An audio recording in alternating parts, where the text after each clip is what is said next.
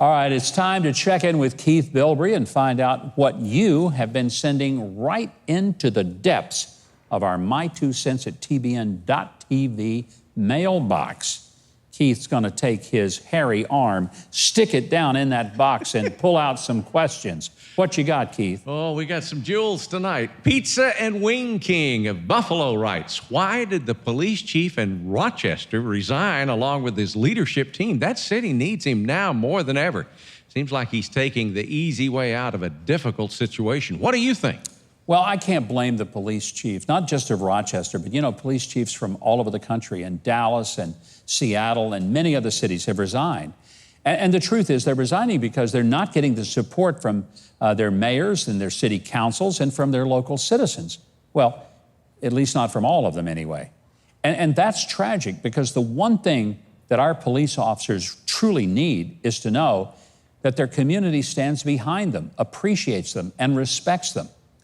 Look, we have hundreds of thousands of police officers in this country, and 99+9% of them are solid, professional law enforcement who just want to be able to go home to their families like the rest of us. Sure, there are some bad cops from time to time, and sometimes they, in the heat of the moment, do something that they shouldn't do. But you don't disparage the entire police force of America over it and start defunding the police. It makes our communities less safe. So I can understand a police chief doesn't want that to happen, and then you know what'll take place. The politicians will blame the police officers for increase of crime when it was their stupidity in defunding the police that caused it in the first place. It's a tragedy, and I hope America wakes up and fixes it.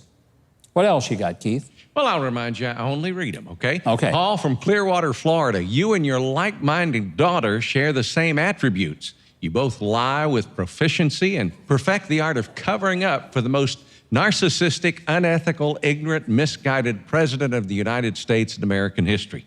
Shortly after November 3rd, when the country fires the president of the United States, every Trumplican, including you, will be relocated back to the swamp, which is located inside the city limits of Moscow. I just want to say thank you for your sweet and kind note and for your generous gesture of friendship. It means so much to both Sarah and to me to know that we are beloved by fellow citizens. All I can say is that, Janet, please don't send any more letters like that to this show. You just got to stop it. Keith, surely you got something else. We haven't gotten to the best one yet, but this is a good one. COVID Confused wants to know, this week, the Washington Post said President Trump has been intentionally misleading Americans about the coronavirus. But Dr. Anthony Fauci said, I don't recall anything was any gross distortion in things that I spoke to him about. So which is it? Well, I think this is one of those times, you know, we're told from the people on the left, follow the science and listen to the scientists. Well, the scientists are telling us that the president did not say anything privately that he didn't say publicly.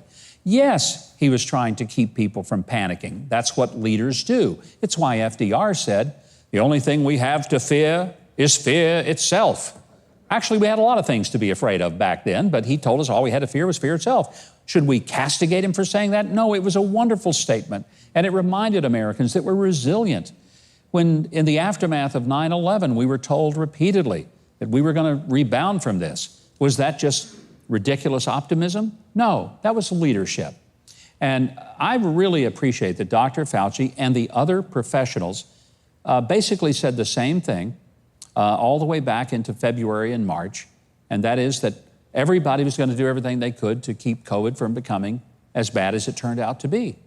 None of us could have predicted what it was going to turn out to be. I tell you this, I'm glad the president shut down travel from China back in January, even when Joe Biden said that doing that was xenophobic and hysterical. And I'm glad he shut down travel from Europe when he did, because had he not, and all those infected folks would have come here, our numbers would have been way higher than they are. Every death is a tragedy, every illness is a tragedy, but no one saw how bad this could have been, although quite frankly, it turned out it wasn't as bad as we were told it could be when we were told that as many as 2 million Americans would die from it. Let's pray we get over it soon. Keith, what else you got? Well, probably one of your biggest fans from Nevada writes. Sal says, he's from Las Vegas, by the way.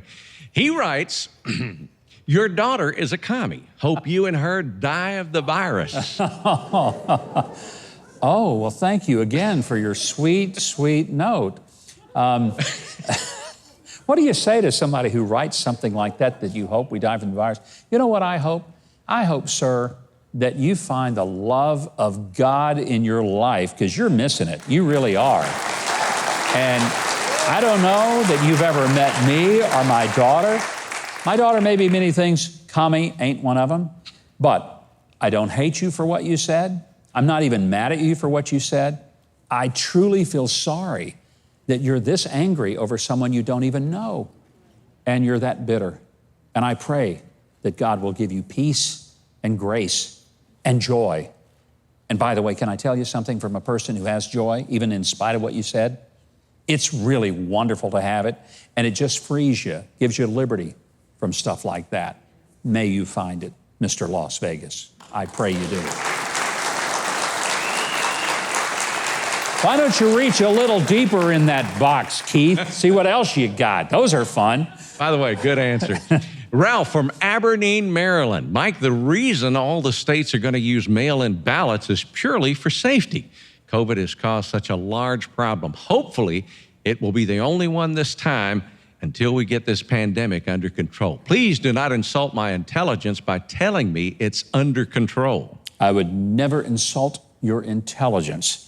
No, I think the virus is not completely under control. That's why we're still wearing masks and why we're still social distancing and why we're scrubbing our hands so hard we lost the top 3 layers of our skin.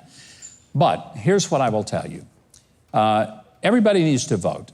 And if you vote absentee, which means you request a ballot and then you send it back in, that's great. I do have genuine anxieties about the government just sending out ballots to every address and hoping that the right people send them back in, because I think it's just ripe for real voter fraud. I will personally vote in person. I may vote early, but I'll vote in person. That way I know my ballot was marked and I know it's been put in the pile. And that's what I hope other people will do. But please, vote. Now, if you're seeing this, I know you've enjoyed that video. I mean, how could you not, after all? So you know what you should do? Leave a like, click on the subscribe button below, and hit the notification bell next to it so you'll always know when I have another video up for you to enjoy.